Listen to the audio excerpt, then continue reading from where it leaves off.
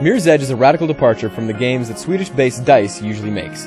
Known for their Battlefield series, DICE has left the familiarity of online shooters for a game that feels much more like a first-person Prince of Persia.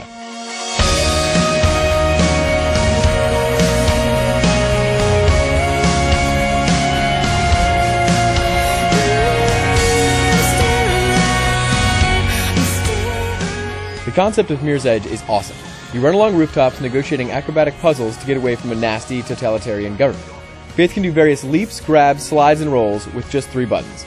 While the controls are intuitive, allowing players to get into a good flow over time, I would have liked to see Faith with more moves at her disposal. Mirror's Edge is based on the acrobatic hijinks of parkour runners, but doesn't have quite the same pizzazz when you're doing the same movements over and over again.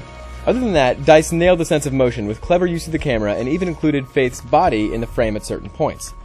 Mirror's Edge is at its best when you hit a solid rhythm and nail moves in quick succession. For such a new mechanic, Mirror's pulls it off with great success. The visual style is also cool. Some may be turned off by the simple primary colors, but it does sell the whole oppressive totalitarian government angle. However, character models could be better and there are some aliasing issues in the environment. You'll also see a lot of similar looking levels, so be prepared to jump off the same looking plank again and again. Get running, girl! Indoor environments are also kind of drab in a I've been in this room 50 times but last time the boxes were green kind of way.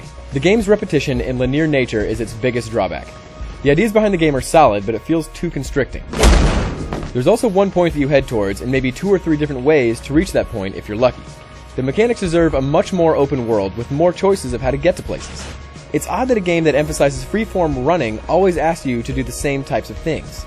Combat is also clunky. Hits often don't register and you'll have to use reaction time to disarm bad guys because the timing is so unforgiving. It just doesn't look or feel that good. Also, enemy AI is bad.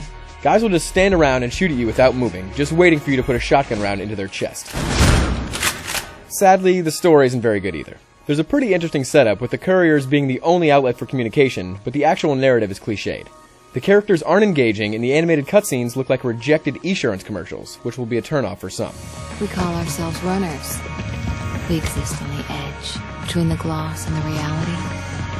The mirror's edge. To top it all off, Mirror's Edge is also short. It will take you less than 6 hours during your first playthrough.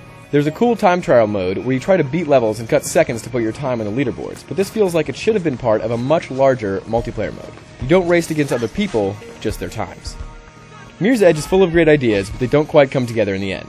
I like what they were going for and hope that there is a sequel that expands and refines their core mechanics.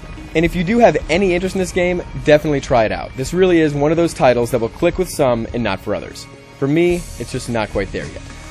For the full written review, head on over to IGN.com.